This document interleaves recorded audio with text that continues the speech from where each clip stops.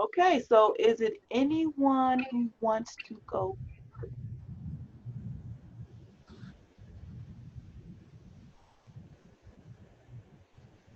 No one wants to volunteer to go first?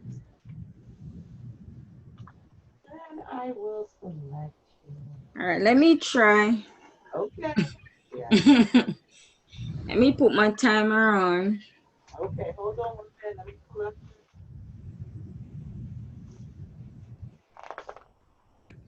Just pray for me, Professor. All right. You'll do just fine. Just fine. Remember, self-fulfilling prophecy. Imagine you being very successful. We all have faith in you. And remember, everybody's in the same boat, right? We're all in the same boat. 1 second. 3 minutes, right?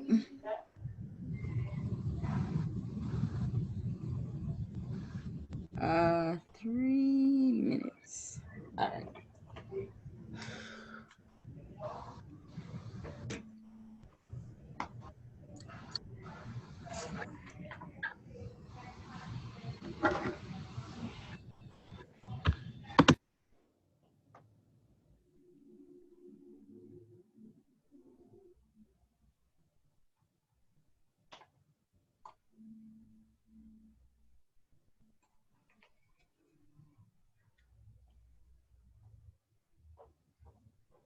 All righty now.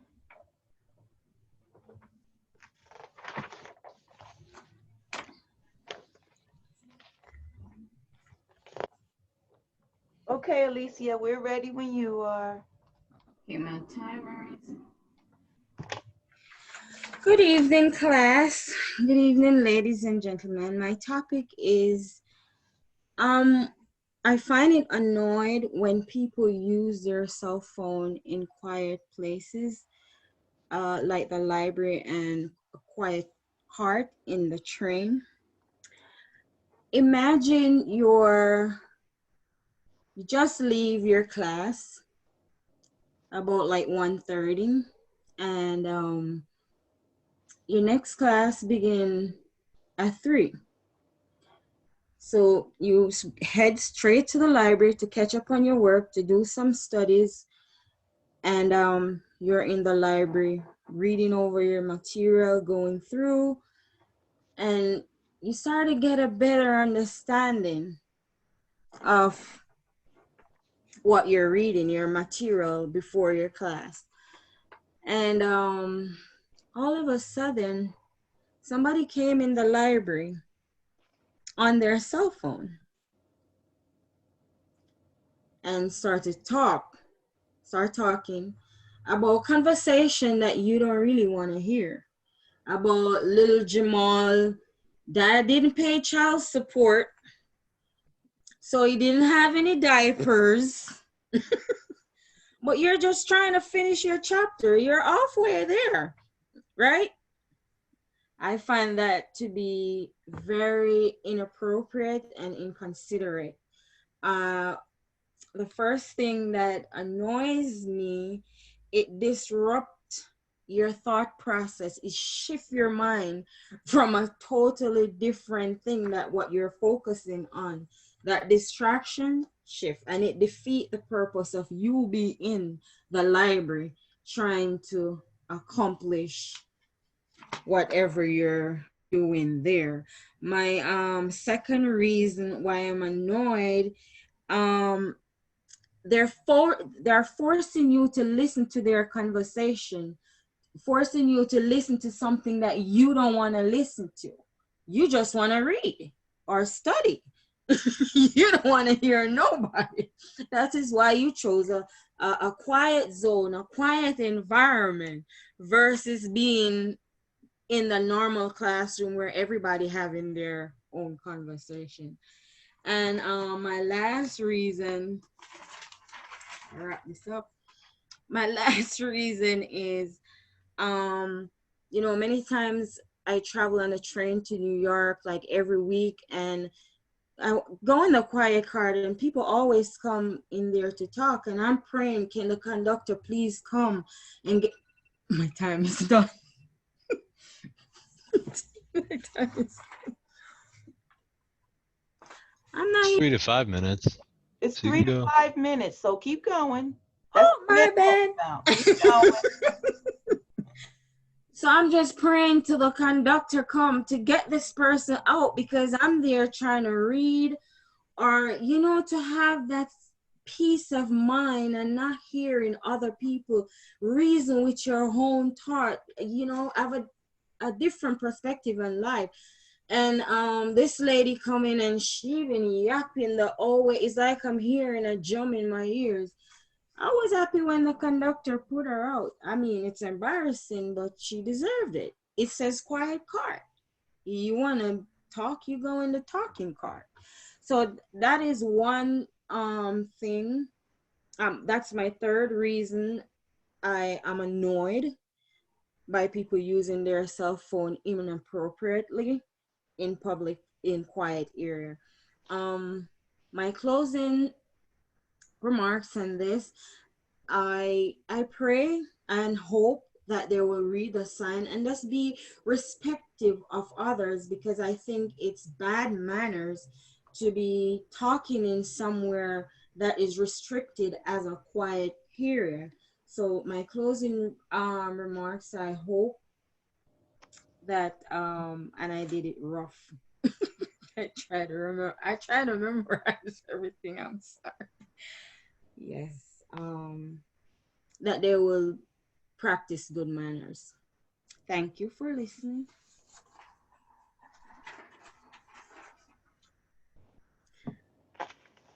Okay. Don't critique me too bad now. And that was just 5 minutes, so you were within the time limit.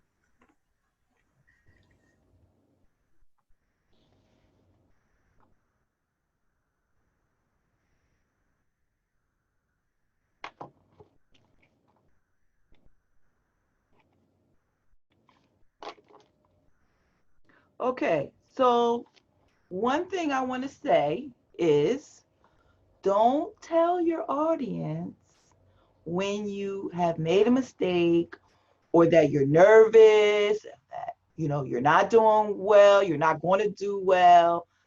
Don't bring attention to these things because your audience may not know it that you That's messed true. up. Okay. So don't offer that information to the audience. Okay. Thank you. It's okay to ask for an apology if you want to. Like say you mispronounced a word or something and say, "Oh, Okay. excuse me." But don't apologize and bring attention to your mistakes that may not, like things like I'm nervous, or I didn't prepare, or I did.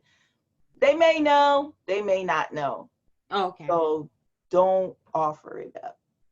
Okay. That's for Thank you. everybody to know. Okay. Don't point out your errors. You will point them out. Yeah. Okay.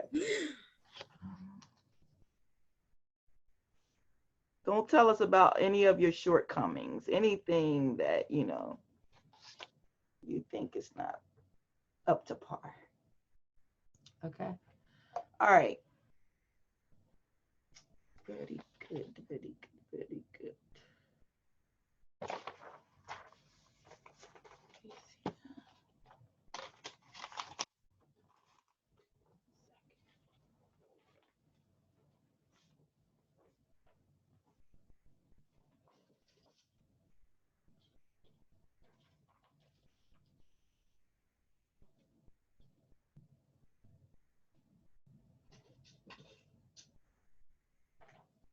And remember, students, this is actually your practice speech, remember? So you will get the full 100 points. You deliver it, submit me all of the documents that are required. You'll get the full 100 points.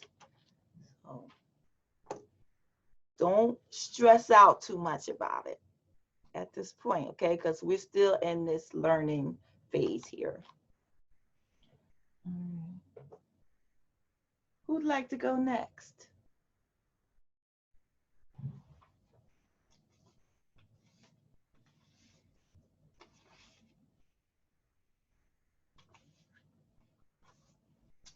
Okay, and Keto, are you ready?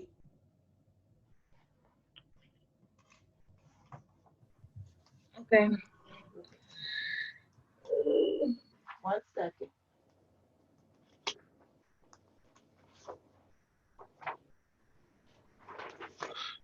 Professor, are we doing um, hang on a moment, the student evaluation form? Or is that what you do? Yeah, you all should take notes um, Uh, about what's going on for your for all of the speeches.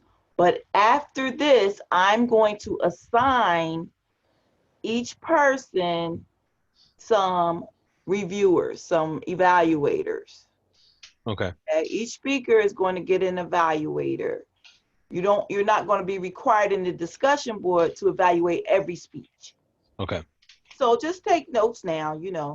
I also am recording this session and I will put it in the pet peeve folder, the folder that, for today.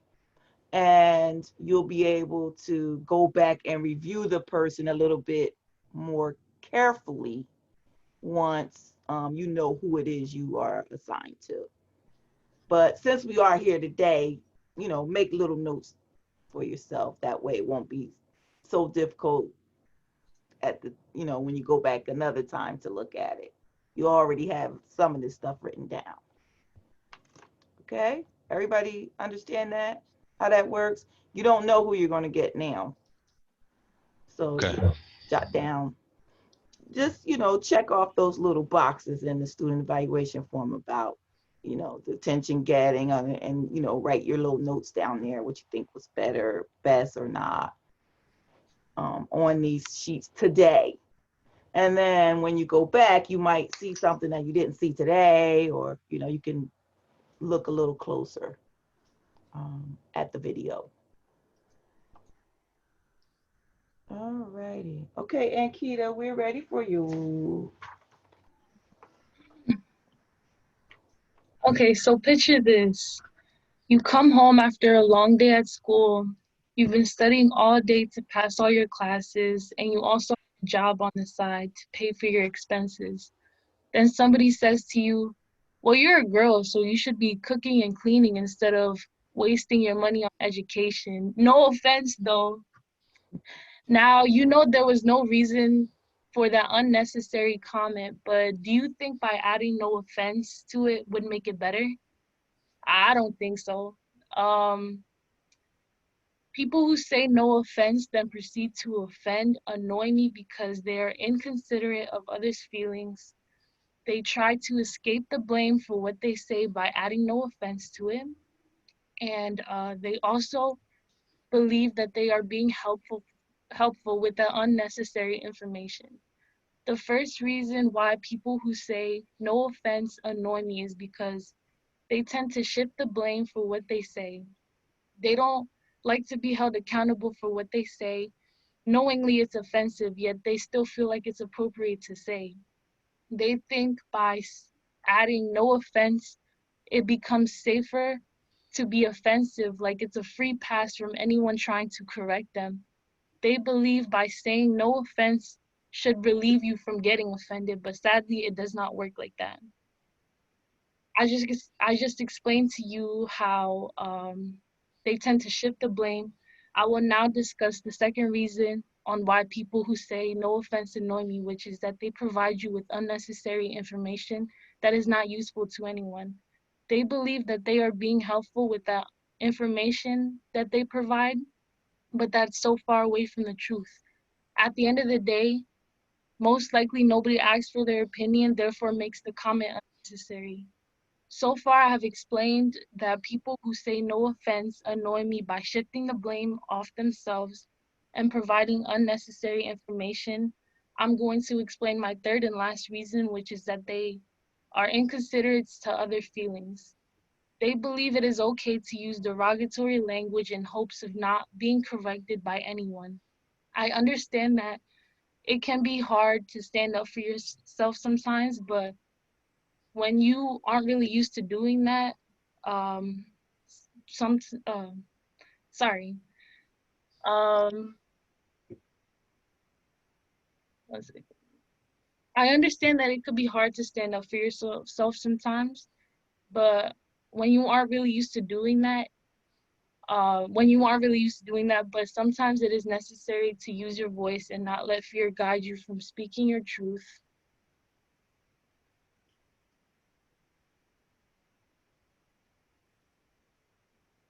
Sorry.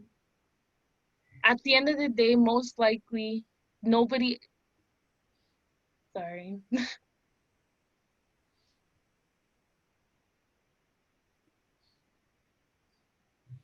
They also tend to think that before they speak, they also tend to not think before they speak, which can lead to poor choice of words, and that can become hurtful to others' feelings. As you can tell by now, making unnecessary and hurtful comments and following it with the no offense is one of the things that annoy me. Most of the time you would not even know what to say right after because the whole point of that remark was to be offensive. But no offense though, that makes no sense. Always think twice before speaking out loud if you know that it might come off as offensive. So choose to spread kindness instead of tearing each other down because at the end of the day, we are all living beings who come with emotions. What might not be a big deal to you can be a big deal to others, so choose your words wisely. Thank you.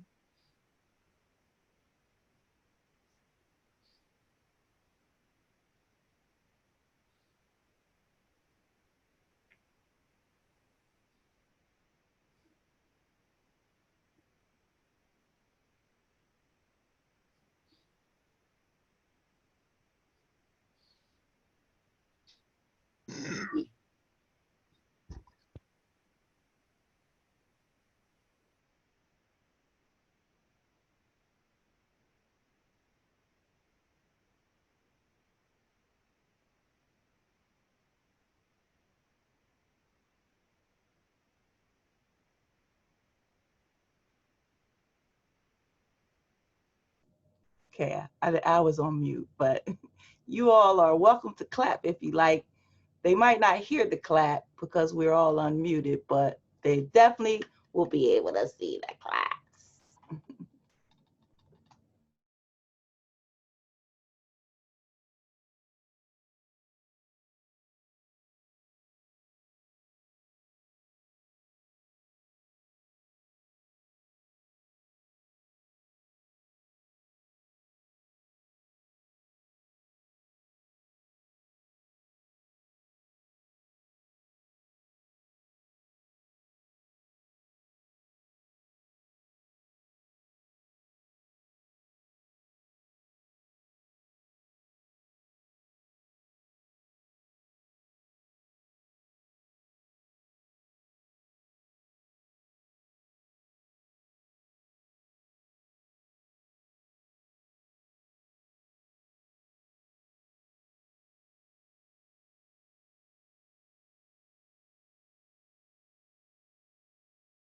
All right, who would like to go next?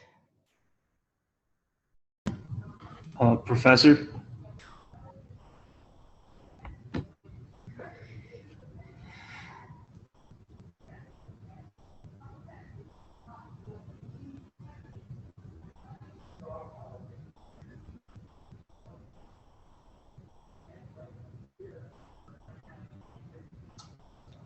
All right, we're ready for you. All right. I apologize if my battery dies on the way because it's on low and I forgot my charger at home, but we'll do it.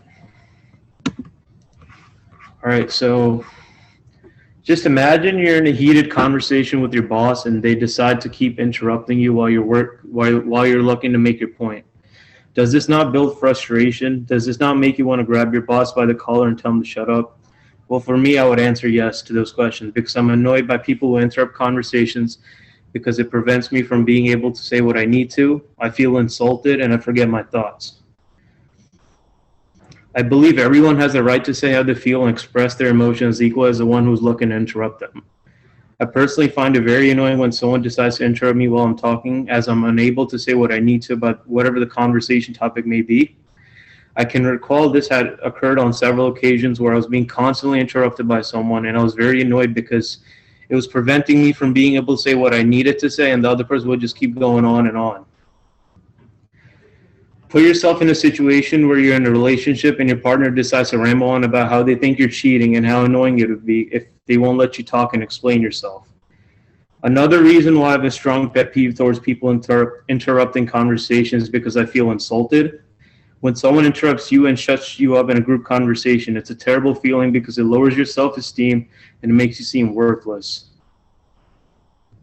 This can make you feel like you just don't want to be socially connected with any conversations and people around you. And additionally, it also hurts my ego when I'm insulted, because when a person's ego is pushed, they tend to portray negative emotions such as anger, and this can result into more problems. It could also even result into heated arguments.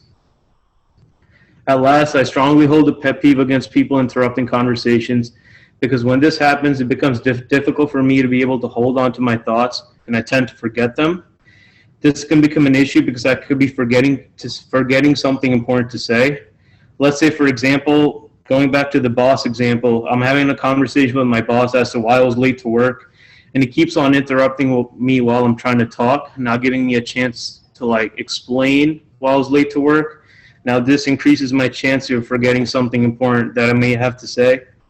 And yeah. So to wrap things up, you can see that my pet peeve of people interrupting conversation is something I truly find very annoying, as it prevents me from saying how I feel. It makes me feel insulted, and I tend to forget what I'm going to say. If you're someone who tends to interrupt someone while speaking, please think twice and take into consideration of others, and wait till they are done talking.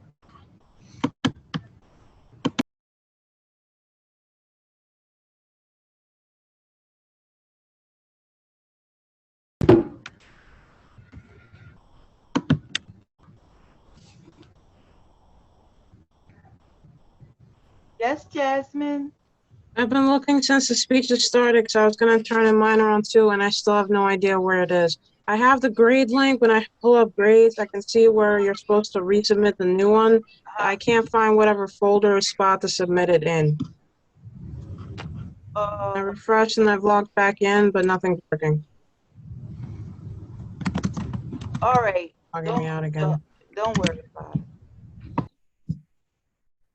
I think I'm logged out again. After class, okay? Huh? After the class is done, then stay behind, and then we'll work through it then. Can I email it to you, or is that bad? No, I can't email it. I have to have it in the Blackboard? submission folder, yes. Because Wait, maybe I can resubmit it. Maybe I can resubmit it. Can I resubmit it? yeah, you can resubmit it. Maybe I can just resubmit it. Will it stay in Blackboard if I do that, the first one and the second? Yeah. The second one will replace the first one, but you can still go back. Okay. They'll all be in there. Don't worry about it. Just keep on submitting them. It'll let me know this is 1 of 2, 1 of 3, 1 of 4, so it doesn't matter. Okay.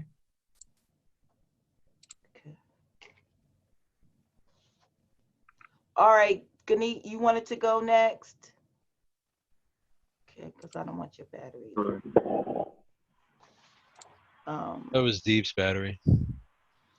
Yeah, but Gurneet sent me a message too. He had the same problem, right? Didn't you send me a message, Gurneet? No. Oh, you didn't? Okay, I'm sorry. I'm sorry. Somebody just sent me a message. That was you, Deep? That sent the message? Yeah, I sent you two. Okay. All right.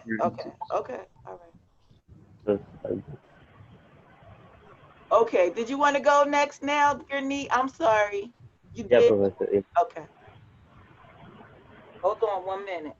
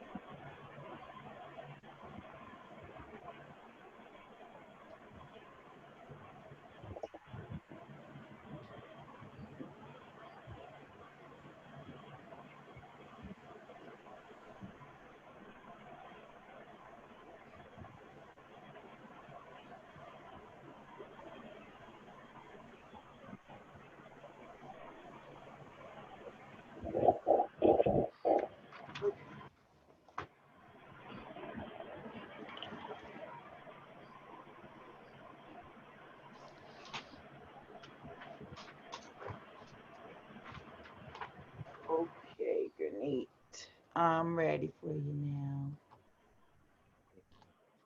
So my topic is indiscipline at workplace. Uh, to inform my audience, three reasons about indiscipline at workplace that annoys me the most.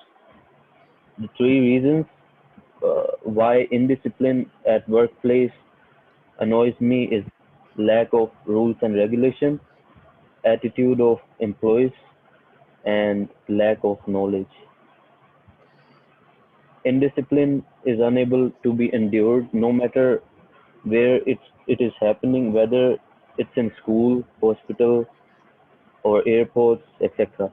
The most annoying thing is waiting for your work to be done, and the reason why delay occurs in work is when indiscipline happens.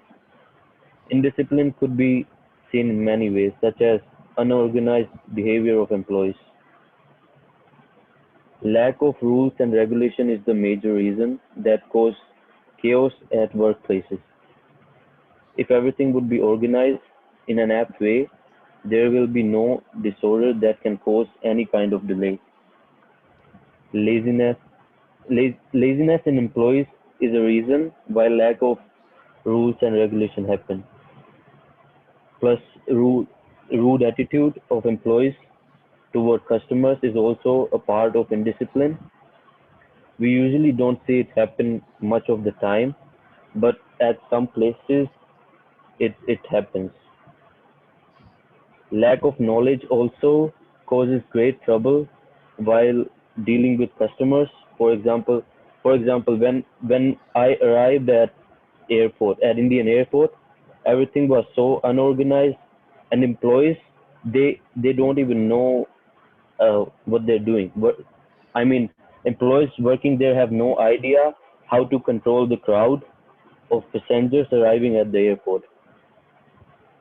That causes delay. When people get hired, they should get proper knowledge about the workplace. More information helps avoiding more mistakes and delay at work. So all three reasons are part of indiscipline, which annoys me the most. As mentioned in the beginning, indiscipline is unable to be endured. It causes trouble for everyone.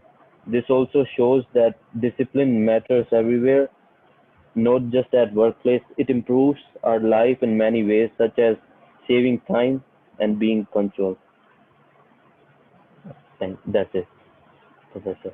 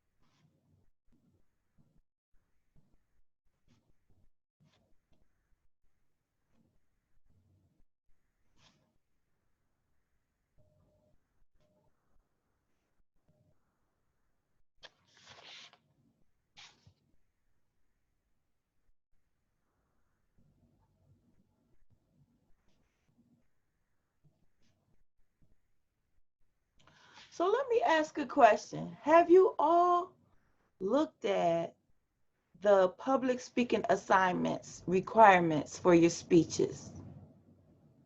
Has everybody looked at that? Is there anyone in the class who didn't look at that?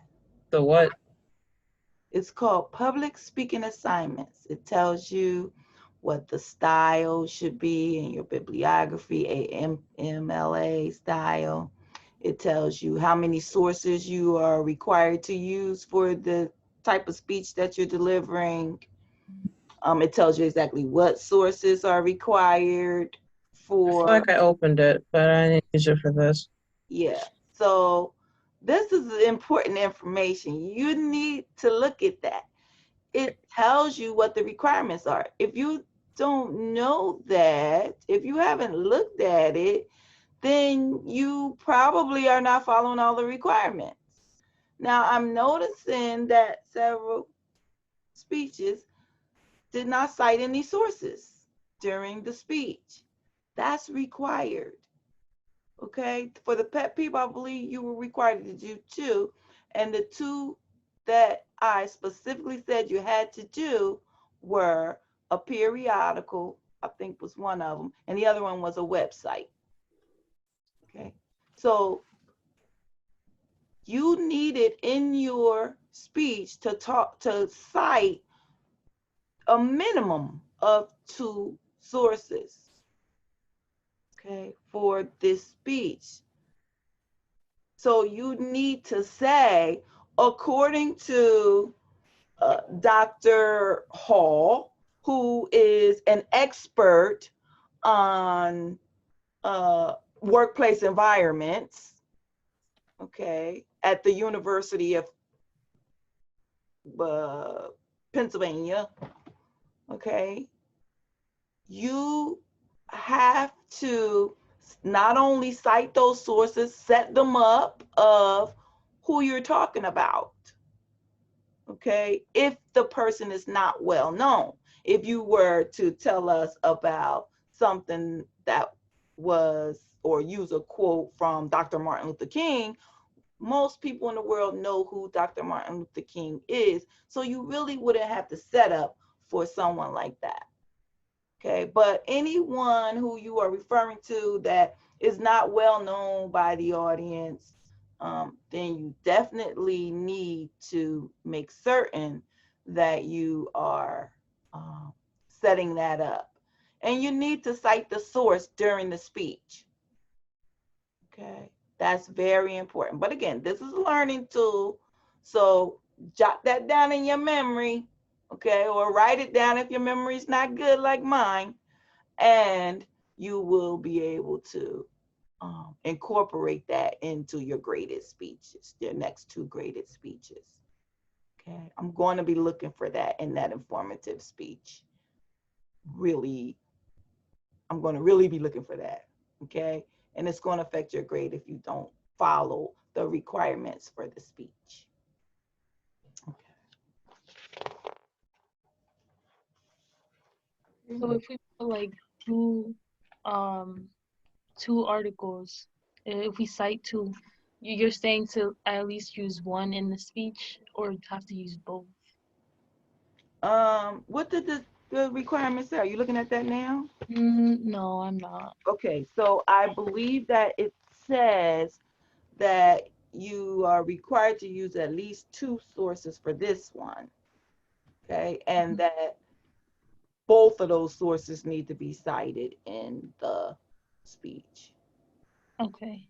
The informative, I think I'm asking you for 6 sources minimum to be used in the speech, and that you need to cite, I don't know, I think it's 2 or 3. But that's for you to look that up. If you have a question, then I'd be happy to answer it if you don't understand what I've written. However, I do want you to look at all the materials that I am handing to you. Okay, that public speaking assignment is in several areas in your Blackboard. Okay, I'm pretty sure that I know that it's in course information. Okay, it's in the rubrics there.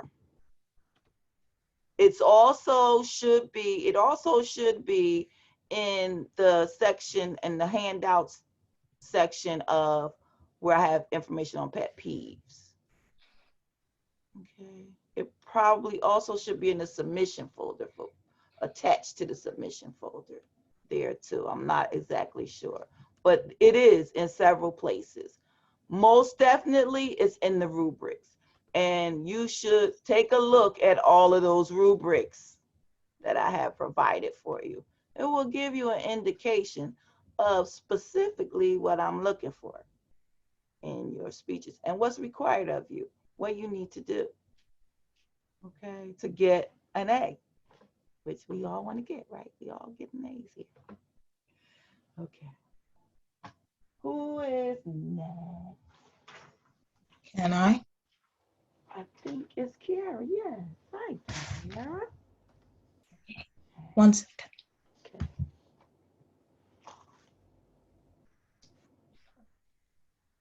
The majority of people in America work a job to provide for themselves and their family. As an employee, I work a 5 a.m. to 9 a.m. job, which is extremely exhausting. Waking up in the morning is annoying, but what is even more annoying is that when you have a manager that comes along and critiques every single thing you do. Very annoying. I am critiqued constantly, berated with questions of where things belong in the store, where to place products in the store, and place them in their correct spots. Following employees around the store, I've been followed multiple times, watching employees perform tasks, and even repeating the same questions every day. I've been working at that store for 2 years, so I have plenty of experience as to what I'm doing. And this kind of pedantic behavior is called micromanaging. So it annoys me very much. It is my pet peeve. Micromanaging annoys me because it makes employees quit their jobs. It can make employees lose their confidence, and it can increase the turnover rate of the company. I am annoyed by micromanaging because it can make employees quit their jobs. Employees like me can feel degraded when a manager constantly critiques and harasses basically every task that you perform. They can feel as though their work will never satisfy the manager's standards. That's how I often feel when I'm working on in the store. A study from the College of Business and Administration in Illinois University states that the negative impacts are so intense by micromanagement that it is labeled among the top 3 reasons why employees resign. And that is quoted by Collins S.K., who wrote that citation. That is not good because the employees are most likely need that job. It's a necessity, and then to just drop it down will eventually cause consequences in the long run. They feel forced to leave because they cannot withstand the constant micromanaging. Another reason that I'm annoyed by micromanaging is that it can make employees lose confidence. Losing a job is bad, but losing confidence in your work is not good either. Employees can become very unhappy and believe that the hard effort that they put in is meaningless. This attitude towards their job can translate into their customer service. They can be unintentionally rude to customers when they're feeling down because their manager is never accepting what they do, and forces them to lose confidence. And their work ethic also decreases. And if that decreases significantly, work cannot be done in the store properly. So I've had times where I would complete my task incorrectly out of fear of being micromanaged, and I would do my task incorrectly. Lastly, micromanaging annoys me because it can increase the turnover of the company. Now, turnover means that when an employee resigns or leaves a company, the company has to rehire a new employee. Consequences of this is that when employees are gone, the workload increases. That, for instance, the more employees that leave, there are only a couple of employees to finish task, and it is difficult and it's very annoying. And according to the International Journal of Science and Technology, it states that long-term association with micromanaging can have a huge impact on company cost. It can result in high turnover, low employee morale, and many other issues that are far too negative to measure. So, in conclusion, I am annoyed by managers who micromanage their employees because it can make employees quit their jobs, make them lose confidence, and increase the turnover rate of the company, which is ultimately increases workload. If there are managers who exhibit micromanaging, please consider this destructive behavior. It really can do more harm to an employee than you think.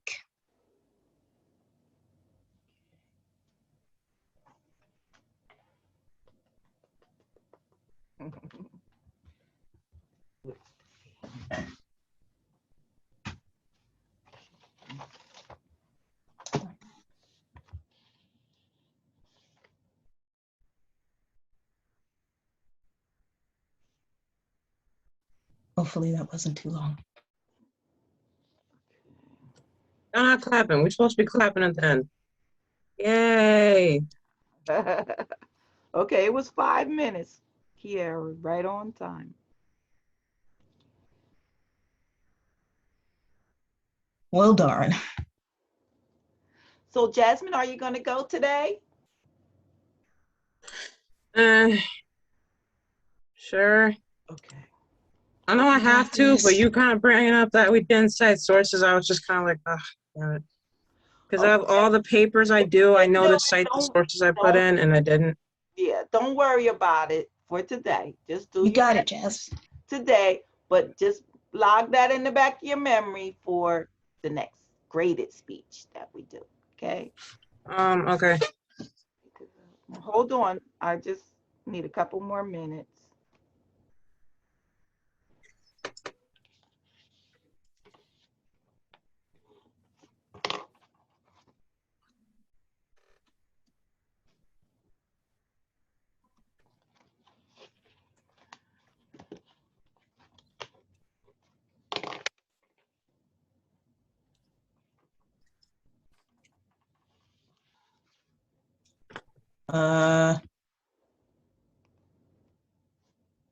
What? Were those handcuffs? Yeah. What? Don't want to know. I don't want to know. No, hang on. These are toy cuffs. Look. I gotta do a project in English. So you got away from the police. No. I mean, my mom may have handcuffs, but I'm not borrowing hers. I don't know about the keys or nothing. Plus, she's not home. These are mine I got from Five Below for a project. What kind I'm of? serious. Look at the toy handcuffs. I'm just kidding. They're toy hand. I get the receipt if I can find them. I've got that. Yeah, you can find them at Party City. Now that was the best speech I ever gave. I had these on, and I just gave the best speech. But part of it was because I had candy and a clear idea. Okay. Jasmine. Well, I'm gonna do this a lot, and I gotta remember I'm not supposed to do that because that's a speech thing. I took that semi-seriously because I found these. Okay. See, I'm trying. I hope they have something to do with this speech. Otherwise, it will be a distraction for us, right? No, I'm gonna keep my hands down so that it's not like. So I'm not doing this because you see I do that a lot. Yeah. I'm trying. Okay. I handcuffed you. Okay, we're ready for you. Should I start a timer? Does that impact? Am I gonna fail if I go before 5? No. Okay. Okay. Pollution is nothing but the resources we are not harvesting. We allow them to disperse because we've been ignorant of their value. A quote from Richard Buckminster Fuller, a U.S. engineer and architect who saw the value of having resources in our environment. Littering and polluting the planet bother me more than anything else because it impacts the world we all have to live in. Leaving resources scattered everywhere and ignoring the use of value in them just makes the world a worse place to live in. And that's my biggest pet peeve. Environmental damage impacts every living organism on Earth, be you a plant, be you a snail, be you a person, be you a llama, be you anything that lives, breathes, exists. You're bothered and you're impacted by pollution and litter as it addresses your whole landscape, what you eat, what you drink, where you wander, whatever you do. If there's litter anywhere in your environment, it's going to impact you and everything around you.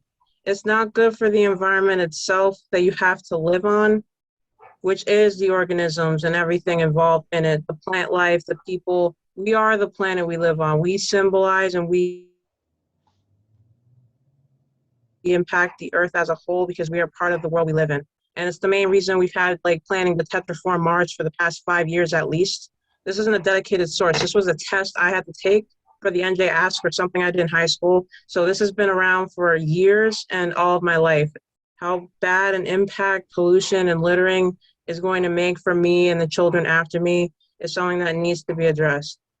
The second reason I'm bothered by littering is because it harms wildlife living on this planet with us. So the animals, the snails, the little llamas, the jaguars, and all the other living organisms that live on this planet with us will have to be wandering over and past the landfills, the piles of trash, the island of trash wandering around the Pacific Ocean now, all the harmful gatherings and clusters of litter and wasted material and resources that we just make normal. And that's not fair to them because unlike them, we have the sense to do something about the mess we're causing. The different species inhabiting the planet with us have to deal with it themselves. They have to find a way around and evolve around it, which makes the world more harmful for everybody when they have to invade other species or when they start to go extinct.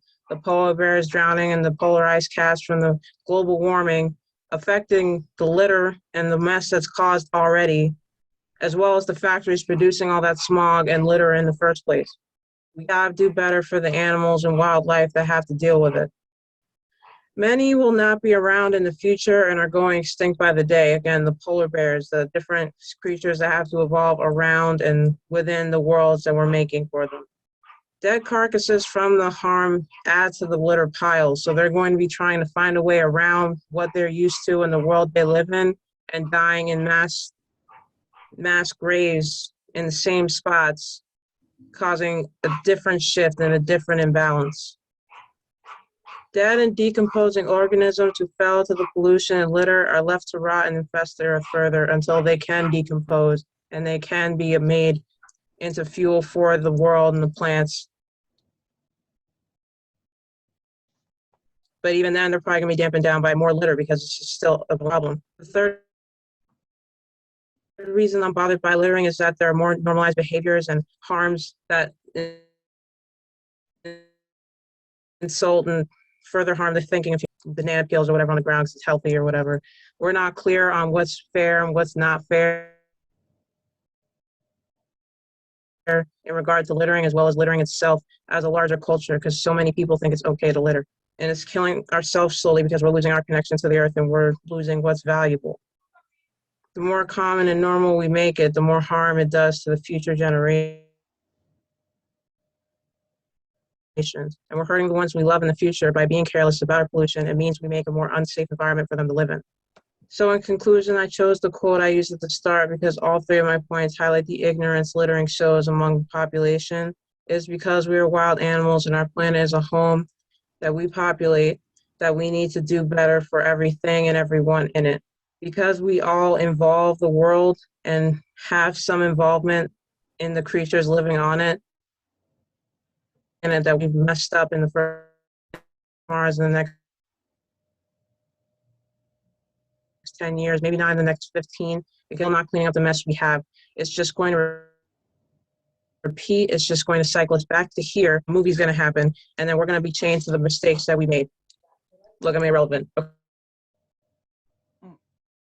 Okay, that's it. Okay, I like the visuals. Love I the like that. visuals. That's Loved the visual. yeah. Okay. And that's another thing.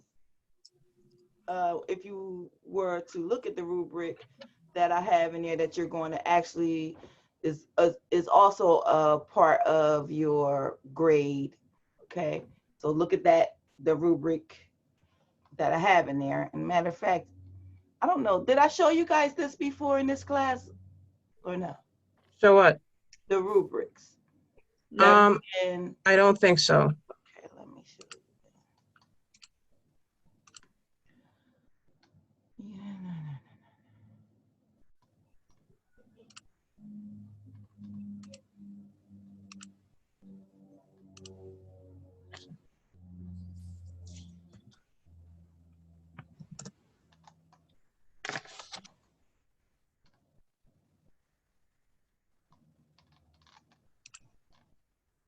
Okay, so in course information, can everybody see this now?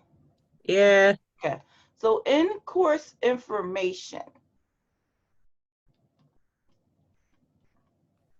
scroll down to course rubrics. You see this now? Yeah.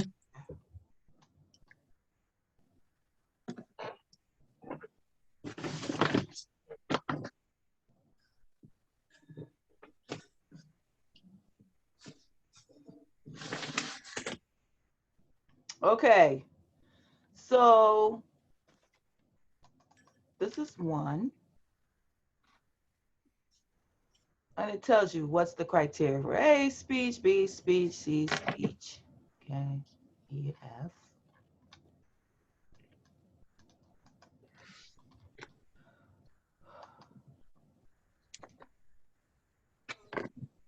Okay, the other rubric that is in there is about your journals, everything that you need to do with your journal. Remember, you're supposed to be every week writing in that journal. Yeah. Okay. The public speaking evaluation rubric. Okay. See those visuals there? Well, if you don't do it, you're going to get a 0 in here. And then the public speaking assignments requirements is what I was talking to you about earlier. Okay, how long the speech is, how many sources are required, what type of sources are required, and you know, double spacing, which everybody seems to have gotten that point as well. Okay, then there's the informative speech, these are requirements, and then the special occasion speech. So that is located again in course info. Course info here.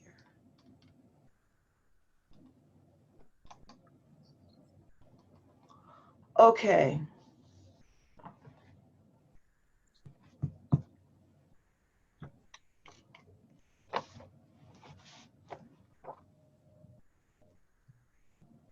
All right.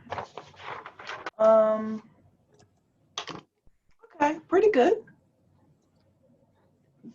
Remember those things that I told you about the sources and citing the sources. That's very important that you do that in your informative speech. Now, I noticed on some of the bibliography, some of you still are not using the correct format. And I want you to understand and recall what the librarian showed you. You don't really have to know how to properly cite the source, you know, in a written document, because all you have to do is click a button in the source and it will do it for you. If you tell it MLA, it will do it for you. So it's no reason for you to still have those issues. Okay. Some people also put in more, like they put in a bibliography, site works cited page, and put in references. Like you can't do all of that. The bibliography is what is required for this class. So just put your bibliography in there, okay? And use the tools that the librarian talked to you about to get that done. And if you have a problem, if you are stuck and you're not, getting the sources that you need, don't hesitate to contact the librarian.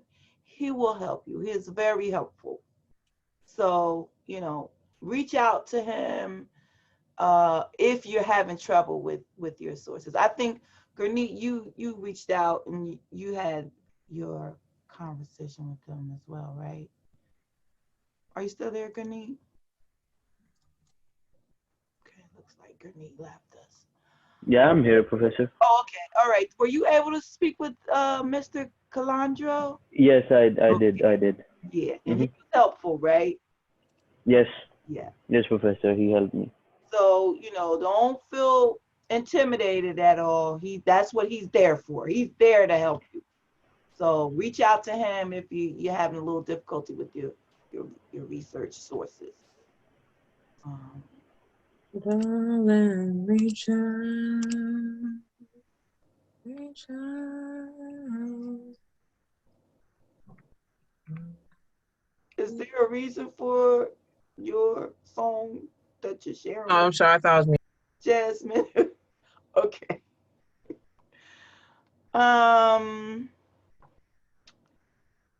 Let's see, what else did I want to talk to you about? Get us out of gallery view now. I mean, out of speaker view into gallery view. Okay, for the most part, most people did stay within the time limit, and that's good. And that means that you practice. Some of us can practice a little bit more, and be mindful where that camera is, okay? Because I'm going to say to you that I don't think you used eye contact if you never looked into that camera, if you continuously just read your speech and never connected with us in that manner. Well, if we just looked at the screen, because I have gallery view right here, and I'm looking at this. Yeah, you'll be able to see yourself. Okay. Once I put this on there, you'll be able to see what I'm talking about. Okay. You'll clearly be able to see what I'm talking about if you were somebody that just read, or any person that does that, you'll be able to tell that's what they're doing. Okay. What else? Overall, I thought you all have improved tremendously from day one, from that first Yay. when you didn't know anything. You really have come a long way to present your outlines the way that you are presenting them. So I'm very proud of that improvement of everybody. Everybody has improved. And remember, that's what I look for. Have you improved? Or are you still doing the same thing on day 15 or week 15 that you did on week 1? Right? So that's what I'm looking for. Have you improved? Have you taken the comments that I've given you and incorporated them to become a better speaker and a better communicator? All right. Oh, connectives. Some of you did it very well, used a lot of connectives, others did not. Be mindful that connectives should be used in your speech. Okay. Some of you are using the signposts, like you're saying exactly where you are in the speech. You might say, my first main point is the first reason why, or the last reason why. Those are signposts. Those are connectives. Okay. But again, we want to get into the habit of using varying types of connectives. So put in that transition, put in that internal summary. And you can combine them and use them together if you want. Okay. And you'll find in that informative speech Okay, that's going to be very helpful for you, especially if you're doing the steps of things. That helps. That's part of the quote retention that we talked about. That is necessary when and repetitiveness rather. That is necessary for retention of the message. We want the listeners to walk away with the message that we intend for them to have. So that's just the general comments that I saw um, that I wanted to, communicate that to you. Are there any questions at this point about anything? Oh, one other thing. Most people didn't do this. A couple did. But remember, start writing your speech with your attention getting. Like, don't say that my topic is this, and the day I'm going to talk about this, or say anything other than your actual attention getting statements. Okay, so be mindful of that. I know it's hard, but you have to be mindful that you want to start right in with the attention getter, because the attention getter is how we pull our audience into our topics. Okay, not just tell them this is the topic, right? You want to pull the audience in, gain their interest, and then the very last thing you would do would be to state your central idea. Okay? Don't say anything else after that. Don't add any other sentences after that. If anything is going to come after that central idea, it is only your transition in, or whatever type of connective that you're using, into the body from the introduction. Okay. Any questions at all about anything? I remember in one of the classes that I attended, you mentioned that we shouldn't use figurative language. Yes, Oops. but remember, don't use it in your central ideas or your main points. You could use it in your language, throughout your speech. In your language. You can use it in your speech. Language. Okay, you can use some figurative language in your speech. However, you never want to use it in your central idea, because that needs to be clearly stated. Right. Okay, and you never want to do it in your main points. Okay, and so when I say don't do it in the central idea, because the summary statement is a restatement of the central idea, right? It shouldn't be there either. So you wouldn't say, today I'm going to share with you that my pet peeve is poor drivers because they do X, Y, and Z. Okay? You wouldn't say that word pet peeve, because pet peeve really is figurative language. Yeah. That's why I was really steering everyone towards saying, I am annoyed. Makes sense. Okay. Any other questions or comments you want to make? After this class, I'm going to, it takes a little time to process the tape. And then after that, I will assign each person their evaluators. I'm going to put it in let me see, how did I do your class?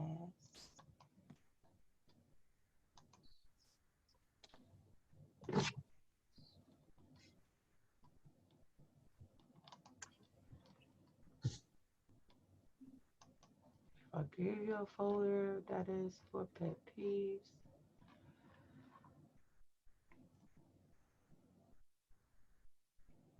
Discussion board.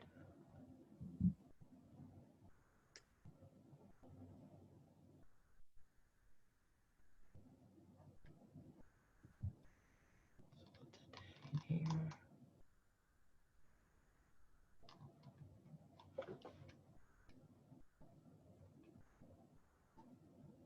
Okay. So this is week 8 where you submitted your pet peeve outline. What I am going to do,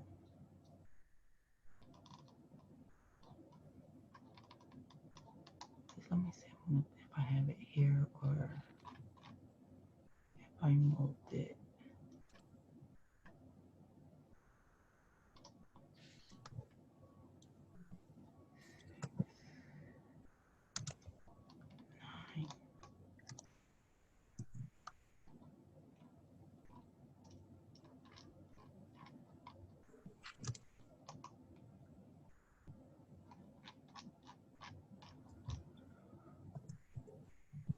And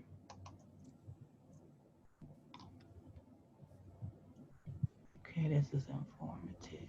Okay, so it's gonna look something similar to this, okay, where it will say pet peeve student evaluation role assignments, and it'll have the student's name, and then next to it, it'll have all the evaluators.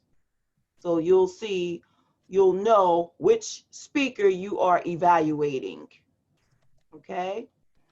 So I'm gonna put that in week 8, where you submitted the final pet peeve speech. I'm gonna put the role assignments, as well as a the tape of the speeches also. Okay. All right. Any questions?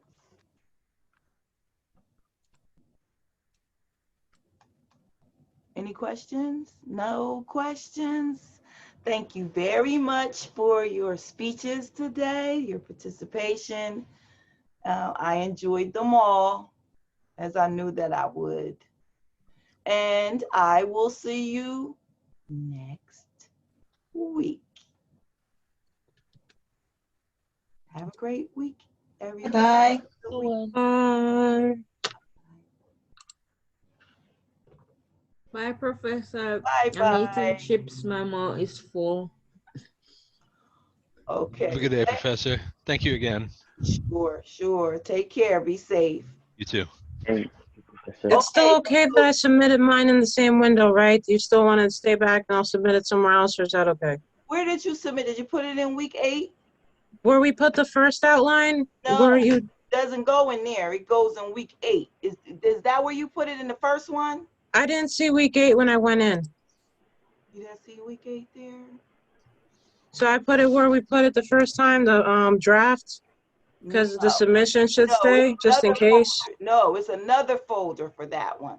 And the reason why I want you to put it in that folder is because in order for me to grade it and give you the points, it has to be in the right folder. Because if you put it in that other folder, you don't get any points over there. This is just a 0. Because that was, you know, the first submission that I gave you comments on. The Right. second submission is set up so that you get 100 points in there. I think it's in week 8. Is that right? Yeah, week 8, and it should say pet peeve full text outline and both. Yeah, it says full text. Okay, I think I'm good then. Okay, that's the one. Okay. Alrighty. Oh, I'm gonna go just so want you guys to can do your say stuff. thank you, Professor, Oh, you're very welcome. for leaving us early, because I have doctor's appointment tomorrow, Okay. and it's already 2 2 a.m. a.m. Yeah. Oh my goodness. Thank you, Miss. Thank you, so much Professor. for participating. Bye. Have a good one. Hey, stay safe.